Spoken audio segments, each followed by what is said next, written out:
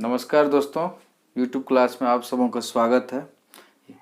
आज economics class में हम देखेंगे सकारात्मक एवं आदर्शात्मक अर्थशास्त्र क्या होता है। सकारात्मक मतलब हो गया पॉजिटिव इकोनॉमिक्स और आदर्शात्मक हो गया एक तरह से नॉर्मेटिव इकोनॉमिक्स क्या है। ठीक है, उसके बाद फिर हम लोग पढ़ेंगे व्यष्टि अर्थशास्त्र, समष्टि अर्थशास्त्र। व्यष्टि का मतलब हो गया माइक्रो इकोनॉमिक्स और समष्टि को बोलते हैं मैक्रो इकोनॉमिक्स। आज दो टॉपिक का हमें अध्ययन करना है दोस्तों, तो फटाफट हम लोग शुरू करते हैं। सकारात्मक अर्थशास्त्र का मतलब क्या हुआ? सकारात्मक एक्चुअली क्या है? Positive science, positive economic science बोलते हैं। That is called positive economics. Positive economics में यह होता है कि जैसे कि क्या है वस्तु स्थिति क्या है, मतलब वो एक्चुअल में क्या चीज़ें हैं, मतलब ये वास्तविकता को दर्शाता है। तो हम जैसे कोई चीज़ करते हैं कि आज जो है जीडीपी का जो आंकड़ा कितना है, तो 6.5% है सकल घरेलू उत्पाद जो है जीडीपी, तो 6.5% है, मतलब डेट मीन्स इतना है। बेरोजगारी दर कितना है, या फिर जो है कीमत दर क्या है, प्राइस रेट क्या है ना, ब्याज दर क्या है। तो मतलब क्या है कि वास्तविकता को दर्शाता है, इसमें कोई तरह का जो छेड़छाड़ नहीं होता है। और इसमें क्या होता है कि आर्थिक जो समाज में जो आर्थिक समस्याएं होती है, इन समस्याओं को हम निदान करते हैं। निदान करने का जो हम लोग मेथड अपनाते हैं कि मूल रूप क्या है, इसमें ये हम अध्ययन करते हैं। प्रोफेसर रॉबिन्स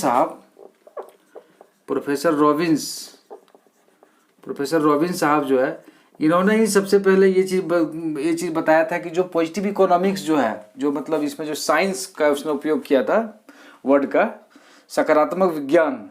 तो सकारात्मक अर्थ विज्ञान जो है, इसके अंदर क्या है कि चीज़ें क्या है और उनकी समस्याओं को हम लोग निदान करते हैं। बाकी हमें ये चीज़ नहीं ध्यान देते हैं कि जो है उनका नीति क्या है, उसका किस तरह क्या होगा, बाकी चीज़ों पे हम ध्यान नहीं देते हैं। तो ये पॉजिटिव इकोनॉमिक्स है। तो पॉजिटिव इकोनॉमिक्स आपको समझ में आ गया होगा, सकारात्मक अर्थशास्त्र। अब हम जो है नेगेटिव, जो इसका जो दूसरा पहलू है, जो हम नेगेटिव नहीं कहेंगे, इसको नॉर्मेटिव कहेंगे। That is normative economics. Normative economics जो है, ये क्या है कि ये आदर्श रूप को प्रस्तुत करता है। इकोनॉमिक आदर्श रूप का मतलब ये हुआ क्या होना चाहिए। जैसे कि अभी क्या है, बेरोजगारी दर क्या है, ज़्यादा है तो बेरोजगारी दर कम होनी चाहिए। कीमत रेट क्या है, कीमत दर में कमी होना चाहिए। इन्फ्लेशन में कमी होना चाहिए। तो मुद्रास्फीति में कमी होना चाहिए। इन चीज़ों का जो अध्ययन करते हैं हम नॉर्मेटिव इकोनॉमिक्स में करते हैं। मतलब इसमें क्या होनी चाहिए, इसको जो है आपका प्रोफेसर मार्शल साहब थे, मार्शल और पिगौ,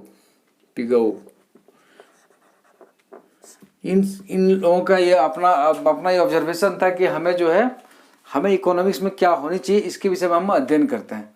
और इन दोनों चीज़ों में जो है हम मतलब दोनों की चीज़ें अलग अलग है। एक तो आपका वास्तविक रूप को प्रदर्शित करता है, और दूसरा जो है क्या होनी चाहिए, इन सब चीज़ों को प्रस्तुत करता है। और इस दृष्टिकोण से अपना अलग अलग, दोनों का अपना दृष्टिकोण अलग अलग था।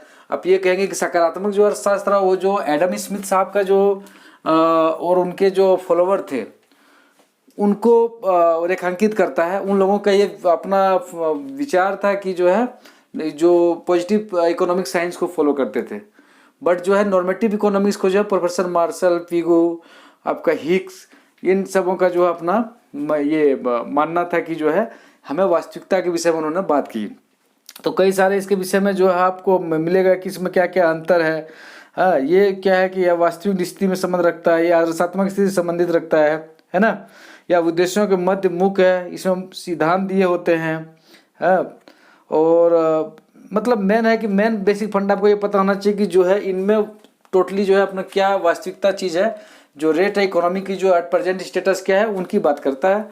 बाकी क्या होनी चाहिए, तो पॉलिसी निर्धारण करते हैं कि हमें क्या क्या होना चाहिए। तो ये सारी चीज़ें क्या है कि इकोनॉमिक्स का जब पॉलिसी बनाते हैं, जो हमारे जो इकोनॉमिक्स के पॉलिसी निर्धारक हैं, कौन निर्धारक हैं, जो पहले तो प्लानिंग कमीशन होता था, क्या करना है। एट प्रेजेंट जो है उसका नया रूप बना दिया है, नीति आयोग बना दिया है। तो वो सब जो है सोचते हैं क्या होना चाहिए, हर एक इंडेक्स को वो पूरी तरह से एक्सप्लेन करते हैं, है ना। अभी हम अब नेक्स्ट जो हम पढ़ेंगे, दो चीज़ पढ़ेंगे। अर्थशास्त्र के दो रूप होते हैं। अर्थशास्त्र के दो रूप क्या क्या होते हैं? एक तो होता है व्यष्टि अर्थशास्त्र, एक होते हैं समष्टि अर्थशास्त्र। ये आपको पता होना चाहिए कि ये जो हम टॉपिक पढ़ा रहे हैं ये एक तरह का इंट्रोडक्शन ऑफ इकोनॉमिक्स है, क्योंकि इसके बाद का जो चैप्टर हम आगे जाएंगे तो ये आपको आगे और मिलेगा कि भाई जो है आगे का रूपरेखा मिलेगा कि हम व्यष्टि अर्थशास्त्र पढ़िएगा तो पूरा ये व्यष्टि अर्थशास्त्र में बहुत सारी चीज़ें हैं। समष्टि अर्थशास्त्र जो मैक्रो इकोनॉमिक्स पढ़ेंगे तो उसमें भी बहुत सारी चीज़ें हैं।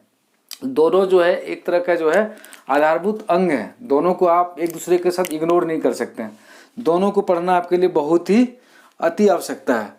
तो व्यष्टि अर्थशास्त्र जो होता है, व्यष्टि अर्थशास्त्र में क्या होता है कि हम लोग माइक्रो मतलब इसमें ये हुआ कि किसी व्यक्ति विशेष का, जैसे कोई उपभोक्ता हो गया या फिर कोई कंपनी का फर्म हो गया, फर्म में जैसे कि कोई कंपनी में जो है क्या उसका कीमत है, किस तरह का वो प्रोडक्शन कर रहा है, तो इन सारी चीज़ों पर उसका व्यवहार का हम अध्ययन करते हैं।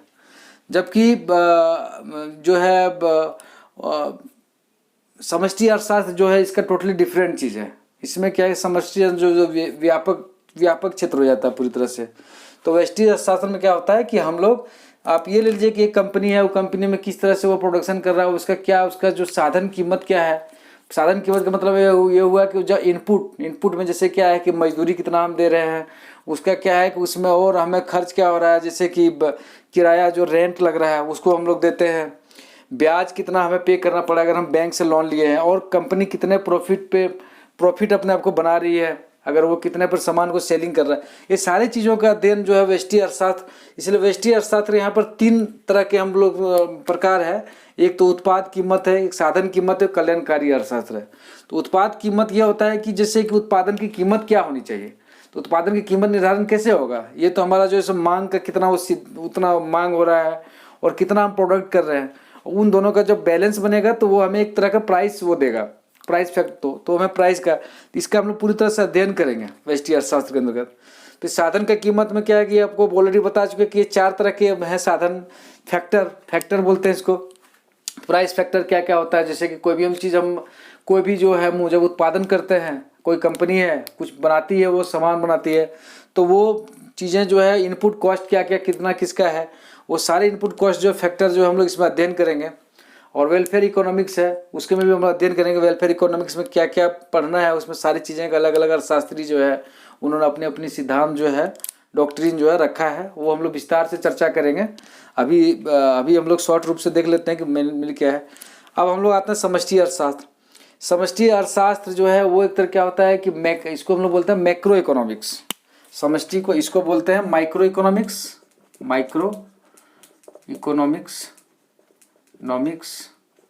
और इसको बोलते हैं हम लोग मैक्रो इकोनॉमिक्स। ये क्या होता है कि मैक्रोज से आया था, और ये माइक्रोज जो है ग्रीक शब्द है, माइक्रोज ग्रीक शब्द है, और मैक्रो जो है ये आपका जो, ये भी ग्रीक शब्द से ही आया है मैक्रो, इसका विस्तार हो गया।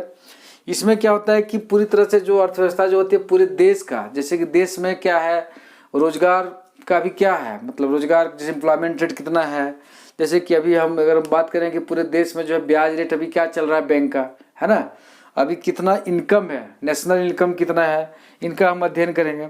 इन सारे चीज़ों का जो अध्ययन करते हैं हम लोग करते हैं आपका समष्टि अर्थशास्त्र के अंतर्गत करते हैं, है ना। इसमें देखिए 4 तरह का, इसको भी हम लोग अलग अलग डिवाइड कर दिए हैं, कैटेगराइज में किया है। जैसे आय और रोजगार का सिद्धांत जो है समष्टि अर्थशास्त्र के अंदर करते हैं। समान कीमत स्तर क्या होना चाहिए, जो जनरल प्राइस रेट क्या है ना, लेवल क्या है, और मूल्य वृद्धि का सिद्धांत, इन्फ्लेशन वगैरह से बढ़ रहा है घट रहा है, तो पूरे इंडेक्स हम लोग पूरे कंट्री, मतलब एक तरह से क्या होता है कि पूरे इंक्लूसिव वे में करते हैं, जिससे पूरे कंट्री का हमें इंडेक्स पता हो। आर्थिक विकास का सिद्धांत, जैसे कि क्या क्या बड़े सिद्धांत है, तो उनको एक मतलब हम लोग बड़े, मतलब ये कहिए कि बड़े चश्मे से देखते हैं इसको, कि बड़े मतलब जो चीज़ें क्या हो रही है, हम लोग माइनॉरिटी चीज़ें नहीं देखते हैं। हाँ, ये बात जरूर है कि इसमें जो है एरर की संभावना होती है, क्योंकि हम लोग डाटा जब भी बनाते हैं तो एक पूरी तरह से एक विस्तार से लेते हैं कि नहीं, ये नहीं कि मतलब हर एक डाटा को मिला के लेते हैं। वितरण का सिद्धांत, किस तरह से हम लोग डिस्ट्रीब्यूशन करेंगे, जब हम कोई प्रोडक्शन बनता है तो डिस्ट्रीब्यूशन का क्या है, ये हम लोग कंट्री वाइड करते हैं। अगर आप इसको वर्ल्ड वाइड कहते हैं तो मतलब जितना से जितना व्यापक हो सकता है। जबकि जो माइक्रो इकोनॉमिक्स में इसका टोटली जो है जो भी होता है, इसका टोटली डिफरेंट चीज़ें होती है। और एक चीज़ मैं बता दूं दोस्त, ये जो एक रेगनर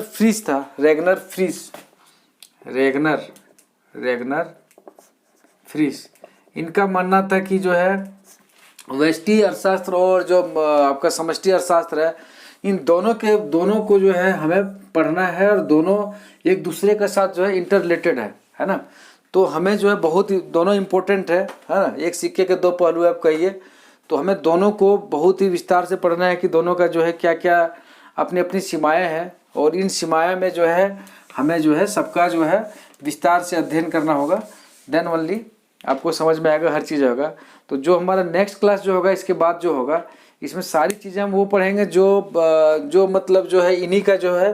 पहले तो हम माइक्रो इकोनॉमिक्स का पढ़ेंगे। माइक्रो इकोनॉमिक्स में जो भी है उपभोक्ता का सिद्धांत क्या है, इसमें मांग पूर्ति वगैरह जो भी है, इसके जो रूप हैं, सारी चीज़ें हम अध्ययन करेंगे, विस्तार से करेंगे। और जब नेक्स्ट क्लास होगी तो फिर उसके बाद फिर समष्टि अर्थशास्त्र दूसरा, इसका दूसरा बुक है, तो हम वहाँ से शुरू करेंगे। और आपको मैं उम्मीद करता हूँ कि आपको ये सारी चीज़ें समझ में आएगी। दोस्तों आप पूरी तरह से जुड़े रहिए हमसे, और नेक्स्ट क्लास में मैं शुरू करूँगा। आज के बहुत शॉर्ट वीडियो मैं बना रहा हूँ, ताकि मैं अगला क्लास में जब आएंगे तो हो सकता है वो बड़ा हो। तो आप सबों को शुभ रात्रि।